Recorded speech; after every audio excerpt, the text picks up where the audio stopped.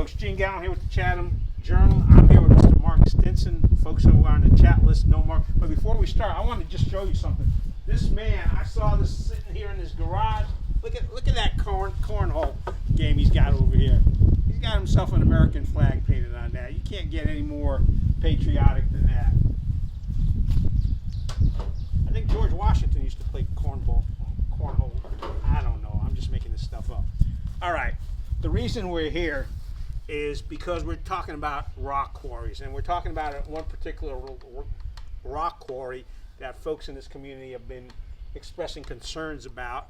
And part of the reason is because it's actually the property that's being considered for a rock quarry is located in Chatham County, but Goldston wants to annex that. What's the scoop on the rock quarry? My understanding, we all got a letter in the mail, is they have approached Goldston to get Goldston to annex this piece of property, which is right across the road from us here, because it would be difficult, to get the county to pass it, but if they get Goldston to annex it where it's within their limits, then Goldston can grant them the permit to put the quarry in there. Just basically putting it simple. That's the way it was explained to me. But there's something unique about this because, as you said, the rock quarry potential location is down to here, but is it up against the town limits of Goldston? It's not, and that's really unusual because when you have an annexation, normally you annex properties that are bumped up into a city's limits.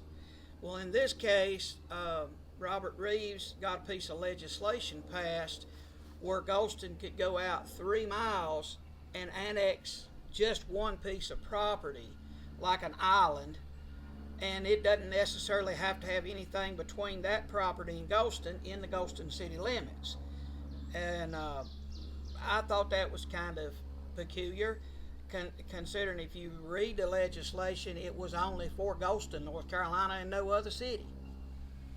So this piece of property that's outside, three miles outside the town limits of Goldston? Yes. Is being considered for annexation. Yes. And part of that is because Chatham County Planning Board rules or Planning Department rules are really strict about having any kind of rock quarry in the county limits. That's correct. So I guess the hopes are that whoever's putting this rock quarry up is hoping to get it annexed so they can get a rock quarry in there. Yes, and that's the way the county has done it, and with this loophole that this legislation added, it really did not give anybody who would want to put a quarry in much of an option unless they went down this avenue. Okay. Now I think when we talked briefly previously, you mentioned that property had also been considered for a development. What happened with that? Yes, this property down here, they had looked at it. It was originally a tree farm. It's nothing. I've been here 60 years, and there's never really been anything there. And when they looked into it, it wouldn't perk. It wasn't suitable to develop it in any kind of way and put houses on it. There is another property near Goldston that has been looked at recently about some type of housing development, but it'll perk. Right. And there again, the topic about Goldston being able to annex something that's not physically bumped up to it has come up in that conversation as well. The developers that had looked at it said, hey, can you annex us too? So you're looking at Goldston potentially annexing 2 little islands out here in the country 3 miles away from the middle of town, just so the people that own them can do what they want to under the city's control. Yeah, and I've heard from some other folks. You're not the only person. Mark Stinson is not the only person that's concerned about that. You've got friends and neighbors and other folks in the community that are concerned about this planned annexation. Yeah, a lot of them are concerned about their property values, the traffic on this back road, the way they have got this planned out. The only option they have would be to put the main entrance here off the Bonley Carvington Road, which is not much of a road to start with. It's not very wide. It's not safe for large trucks. We have large trucks on it, but adding that kind of traffic, a lot of the neighbors are concerned. They're going like it's already certain times a day hard to get up and down this road. What's it of the other things you mentioned is there were environmental concerns, and that's why they're looking to have the entrance off of this road. Yeah, there's some wetlands that are on that property, and the Army Corps of Engineers basically said, well, if you do this with this property, this is your only viable entrance.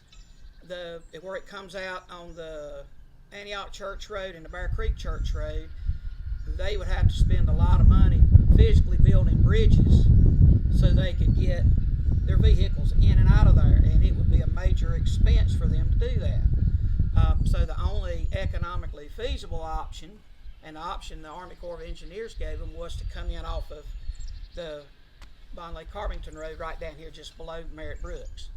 So where is this status going on right now? Is Goldston government considering this, or what's the timeline? I think if it did get annexed and did turn into a rock quarry, what's the timeline on that? Well, the gentleman with Sunrock, Mr. Culpepper, really nice. He come down here, he spoke to me. He said he'd speak to anybody. I think he's been to Goldston down here a time or two. And he explained to me, he said, even if Goldston were to allow this, he said there's Army Corps of Engineer studies, environmental studies. He said it would take several years just to get all the documentation, all the permits, and get a go on it where they could physically get in there and start to do anything to start to develop it as a quarry. So what's going on with have they already approached Goldston about getting this annexed, or what's the status currently that you're aware of? I'm aware that I was made aware of it when I saw it come up at a Goldston town meeting where he introduced himself and explained to them what they were trying to do, and he pitched their idea with the city of Goldston and said, look, we'd like for you to consider annexing this piece of property. This is what we want to do with it. And I had a lot of people right off the bat jump me in the group and say, hey, we need to stop this, we need to do this, we need to do that. And I'm going like, I don't know enough about what's going on. I need to ask questions. And that's what I have done. And I have found a lot of the things, the extremes on either side of what's being said, when you actually talk to the people involved in it, aren't that extreme yet. Right now I think it's in the planning stage. I think people need to understand what's going to be involved with it, the impact it will have on the community. I do agree with a statement that was made that they'd rather see Goldston get the tax revenue off of it than Pittsboro, because Pittsboro's money, and all of us over here feel like orphans. The majority of the spending in this county, where we pay taxes, is over there. It's not over here. We can't get our roads patched. We can't even get a tree cut that falls across the road down here without a major act of God. And but I tell people, I said, you need to talk about this and voice your opinions, because everybody needs to hear it. Right. The people that's wanting to build the quarry need to hear it. Goldston needs to hear it. And everybody around here, a lot of folks, it's like, well, it's not going to bother me. Well, you don't wait till a hurricane is here to say it's not going to bother me. It's better to learn, well, will it bother me? What are they going to do?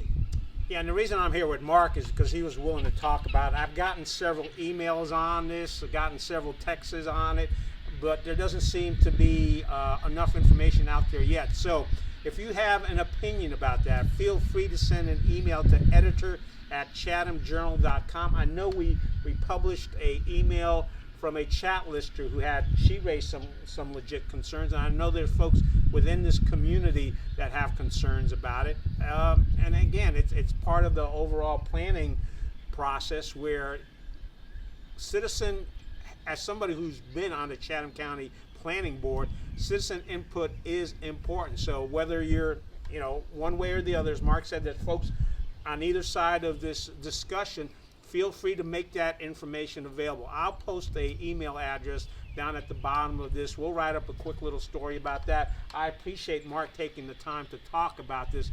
But again, this is still a developing situation. We got to get that information out. And if you have an opinion that you want to voice, please feel free to send that information else. Do we need to talk about anything else right now? No, and I think I think we've pretty well covered it. I just would love to see people get engaged with this more and have more of a positive discussion to decide what we want, because the way many of the folks feel in this part of the county with the way our commissioners are put in, we don't feel like we have a commissioner that represents us. Our voices aren't heard. Our votes don't seem to carry that much weight. The only way we're going to make a change in this part of the county is for all of us to have a discussion and all of us to work together toward a common goal. All right. And folks, I'm acting as a catalyst here. I'm not taking a position on any of this, so feel free to express your opinion. We've got Mark. Mark was willing to sit down and talk about it. We're probably going to go take a look at the proposed property, and we'll get back and keep this story going. And if you go to a Goldston Town Board meeting and the topic comes up, or you do a public, your public comment, send us a copy of your comments, an email of it, and we'll go ahead and publish it on our Chatham Journal website. Thank you so much for listening. Mark, as always, thank you so much. Thank you.